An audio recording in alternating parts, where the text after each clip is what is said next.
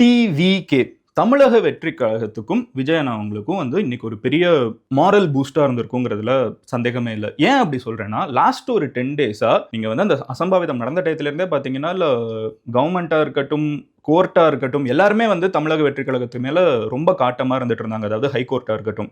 But இப்போ supreme கோர்ட்டுக்கு இந்த கேஸ் போய் சுப்ரீம் கோர்ட் கேட்ட கேள்விகள், நிறைய விஷயங்கள் தமிழக வெற்றி கழகம் கேட்டுட்டு இருந்த கேள்விகளா இருக்குது. ஸோ அதனால தமிழக வெற்றி கழகத்துக்கு ஒரு பாசிட்டிவ் இன்னைக்கு டே அப்படின்னு நம்ம சொல்லலாம். அண்ட் நிறைய விஷயங்கள் நடந்திருக்குங்க. ஒரு ஆர்குமெண்டா நீங்க பாத்தீங்கன்னா, இன்னைக்கு எல்லா மீடியாவும் இதை தான் பேசிட்டே இருக்காங்க. அனல் பறக்கும் வாதங்கள் அப்படின்னு தான் சொல்லணும்.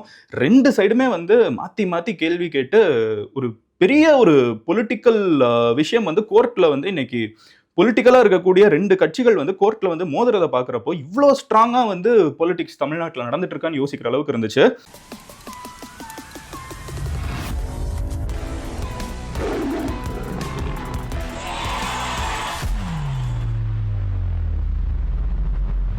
ஆர்குமெண்ட்ஸை மட்டுமே முன் வச்சு உங்ககிட்ட நான் பேச போறேன். ஆர்குமெண்ட்டை நம்ம 3ஆ பார்க்க போறோம். ஓகேவா? ரொம்ப சிம்பிளா ஃபர்ஸ்ட் இது எதை பத்தின கேஸ், என்னென்ன கேட்குறாங்க. அதாவது தமிழக வெற்றி கழகம் கேஸ் போட்டிருக்காங்க. பிளஸ் இறந்தவங்களோட ஒரு அப்பா, ஒரு பையனோட அப்பா கேஸ் போட்டிருக்காங்க. இறந்தவங்களோட ஹஸ்பண்ட் ஒருத்தங்க கேஸ் போட்டிருக்காங்க. இப்படி எல்லாருமே ஒரு கேஸ் போட்டிருக்காங்க. அது மோஸ்ட்டாக அந்த கேஸ் எதை பத்தி இருக்கு அப்படிங்கிறத நம்ம பார்க்க போறோம். இந்த கேசஸ்லாம் எதை பத்தி இருக்கு அப்படிங்கிறத பார்க்க போறோம். அதுக்கு அடுத்து கோர்ட் என்ன சொல்லியிருக்கு அப்படிங்கிறத பார்க்க போறோம். அதுக்கப்புறம் தமிழக வெற்றி கழகத்தோட ஆர்குமெண்ட் என்னன்னு பார்க்க போறோம். அதுக்கப்புறம் தமிழ்நாடு கவர்மெண்டோட ஆர்குமெண்ட் என்னன்னு பார்க்க போறோம். ஓகேவா? அண்ட் இது ஒரு ஹை ப்ரொஃபைல் கேஸ்ங்கிறதுனால இந்த சினிமாலாம் காமிப்பாங்க, இந்த தெய்வ திருமகள் எல்லாம் காமிக்கிற மாதிரி ரெண்டு சைடுமே அட்வொகேட்ஸ்லாம் பார்த்தீங்கன்னா பெரிய பெரிய அட்வொகேட்ஸ். கவர்மெண்ட் சைடு பார்த்தீங்கன்னா சிங்வி வராங்க, இந்த சைடுமே சாதாரணமா கிடையாது, பிசிசிஐயோட அட்வொகேட் நினைக்கிறேன், அவங்க நிக்கிறாங்க. ஸோ ரெண்டு சைடுமே ஸ்ட்ராங்கான அட்வொகேட்ஸ் பேசிட்டு இருக்காங்க. உண்மையிலே ஒரு சினிமா மாதிரி தான் அந்த இடத்துல அவ்வளோ பயங்கரமான ஒரு ஆர்குமெண்ட்ஸ் தான் முன்ன பின்ன போயிட்டு இருக்குது. ஃபர்ஸ்ட் இந்த கேசஸோட மைய கருத்து என்ன அப்படின்னு பார்த்தீங்கன்னா, டிவிகே சைடா இருக்கட்டும், அதே மாதிரி இறந்தவங்களோட ஃபேமிலிஸா இருக்கட்டும், அவங்க என்ன சொல்றாங்கன்னா, இந்த இடத்துல ஒரு அசம்பாவிதம் நடந்துருச்சு. நீங்க தமிழ்நாடு ஹைகோர்ட், மெட்ராஸ் ஹைகோர்ட் ஒரு எஸ்ஐடி ஃபார்ம் பண்ணியிருக்குது.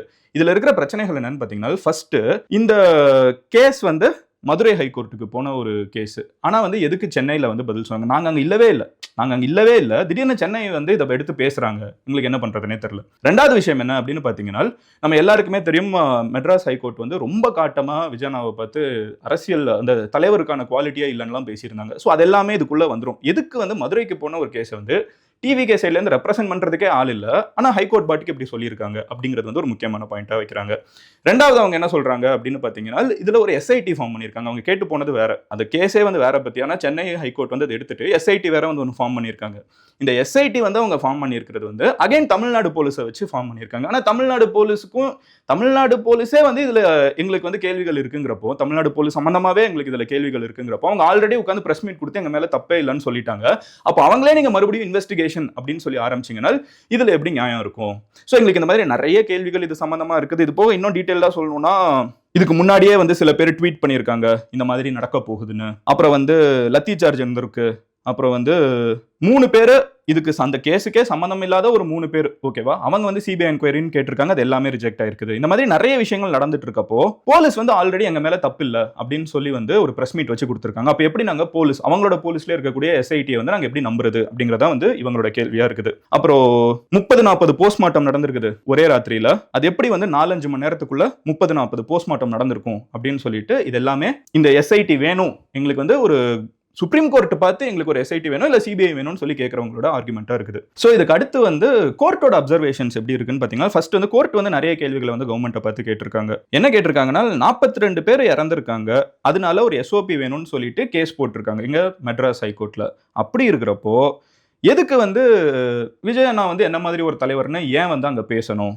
அடுத்து ஏன்னா அவங்க அங்க டிவிகே சைட்ல இருந்து யாருமே அந்த கோர்ட்லயே இல்ல. அப்ப ஏன் அப்படி பேசணும்? அந்த கேஸே வேற இதை பத்தி இருக்குது. அப்ப ஏன் இந்த இடத்துல இதை பத்தி பேசுறாங்க? அப்புறம் அந்த ஜட்ஜ் ஹைகோர்ட்ல இருக்கக்கூடிய சிங்கிள் ஜட்ஜ் பேனல் எப்படி இதை எடுக்குது?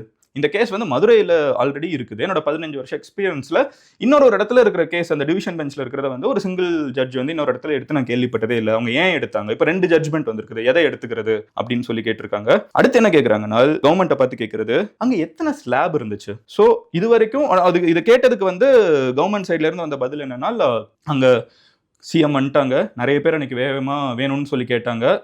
இந்த மாதிரி போஸ்ட்மார்ட்டம் பண்ணி உடல் வேணும்னு கேட்டதுனால, அவங்க கேட்டவங்களோட ரெக்வெஸ்ட் எடுத்து தான் நாங்க அன்னைக்கு பண்ணி முடிச்சோம். அது வந்து ராத்திரியே பண்ணலாம் அப்படின்னு சொல்லியும் பெர்மிஷன் வந்து இருக்குது. கலெக்டர் வந்து அதுக்கு பெர்மிஷன் குடுக்கணும். இது வந்து சென்ட்ரல் கவர்ன்மென்ட்டோட கைட்லைன்ஸ். அதே நாங்க ஃபாலோ பண்ணி இத பண்ணியிருக்கோம்னு சொல்லி பேசுறப்போ, மறுபடியும் கோர்ட் என்ன கேக்குதுனால், நாங்க என்ன கேட்கிறோம்னா, அங்க எத்தன ஸ்லாப் இருந்துச்சு? போஸ்ட்மார்ட்டம் பண்றதுக்கு அங்க எத்தன ஸ்லாப் இருந்துச்சு?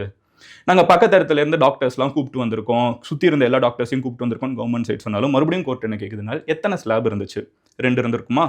அப்படின்னு கேட்டுட்டு, எப்படி இத்தன பேருக்கு இந்த டயத்துல இத்துணூண்டு ஸ்லாப வச்சுட்டு உங்களால பண்ண முடிஞ்சுச்சு? எத்தன ஸ்லாப் இருந்துச்சுன்னு சொல்லுங்கன்னு மறுபடியும் கேக்குறாங்க. வீடியோ என்ன சடனா நின்றுச்சுன்னு யோசிக்காதீங்க. இதுவும் நம்ம சேனல் தான். பட் இது மதன் கௌரி கிளிப்ஸ். ஒரு பெரிய வீடியோவோட முக்கியமான போர்ஷன்ஸை மட்டும் கட் பண்ணி போஸ்ட் பண்ற சேனல். நீங்க ஃபுல் வீடியோவை பார்க்கணும்னு நினைச்சீங்கன்னா இங்க இருக்கிற கார்டை கிளிக் பண்ணலாம். ஆர் கீழே இருக்கக்கூடிய கமெண்ட் செக்ஷன்ல லிங்க்கும் இருக்கும், டிஸ்கிரிப்ஷன்லயும் லிங்க் இருக்கும். அதையும் கிளிக் பண்ணி மெயின் சேனல்ல ஃபுல் வீடியோ பார்க்கலாம்.